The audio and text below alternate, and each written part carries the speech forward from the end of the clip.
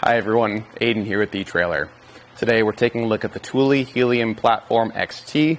It's going to be a platform style bike rack on our 2019 Audi Q8.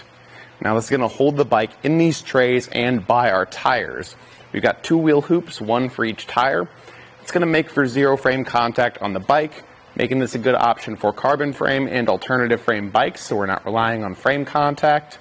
And it does have a 45-pound weight capacity per bike, so it's not going to be the best option for e-bikes. If you are looking for something that'll work with that and you like this style, I'd recommend checking out the RockyMounts GuideRail. That's going to be an option that pretty much holds it the exact same way, but gives you a stronger weight capacity with that beefier construction at 60 pounds per bike. I will say where this one is really nice though is the fact that it's very lightweight. It's aluminum construction and it's going to be really easy to put in the hitch, so if you're worried about that and that ease of use with the bike rack, this one's definitely the winner in that category for me. Now, you do have the ability to tilt away with the bikes loaded. Underneath, we've got a handle. You can't see right now, but I'll squeeze it and lower the rack down. And this allows us to open up the back hatch. There's plenty of room here between the bike rack, and the hatch, so we got full room to get something out of the back if we need to, or maybe just sit back here to change our shoes before or after a ride. It's nice that we don't have to worry about unloading the bike rack to do all that. Lifting the bike rack back up into place, you'll hear a click, letting us know it's locked in. And that lightweight design comes in handy with that tilting too, because it's very easy to raise back up. There's not a lot of weight from the bike rack, it's really just the weight of the bikes. There are built-in cable locks at the end of each tray, so you can get those bikes secured to the rack. It's nice that it's built right in. And then getting it unloaded is pretty straightforward. I will say there's a little bit of a trick to these. Just squeezing the handle, you're not going to get much progress, so kind of pull it inward, then push the handle to release it, and then go and do the same thing on the other side. So after you do that, those arms open up really wide, making it really easy to just lift the bike up and away and set it off to the side and carry on with your ride. That's one nice thing about that dual arm design, is the fact that it is so easy to load and unload. And then when you're done, just push them back down.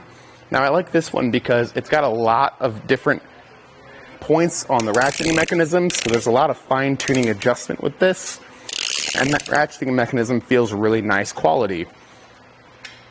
From here, I do want to check out some measurements though. We'll start off with our ground clearance.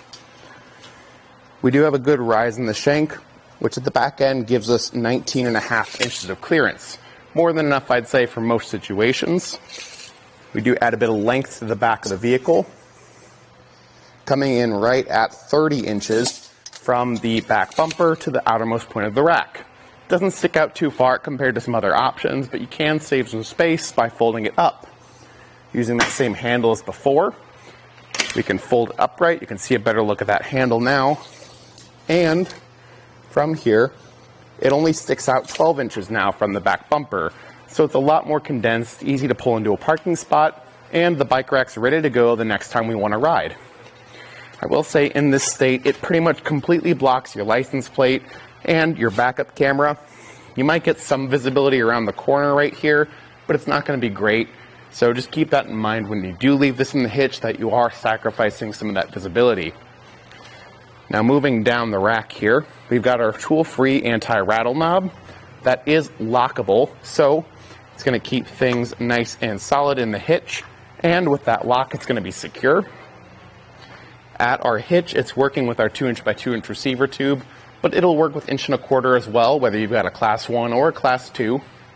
And then rather than a hitch pin, it uses a stinger style, which helps it retain a tool-free use. So all you got to do is just have that pin open, slide it in the hitch, and that pin, after you push it in, will automatically just latch into the hitch pin hole. Tighten this down, and it's installed completely tool-free. No need for an anti-rattle bolt or even a hitch pin. It's just built right into the rack. Now overall, I think this is a really solid built rack. I like it for its lightweight design. I think it looks really good on the Audi here, and I like that it's so tool-free. But like I said, if you're looking for something that's going to be maybe a little bit more sturdy, able to carry some heavier bikes, I would look into the RockyMounts GuideRail. I think for me, if you don't need the e-bikes, this is maybe the route I would go for your Q8 though. Thanks for watching.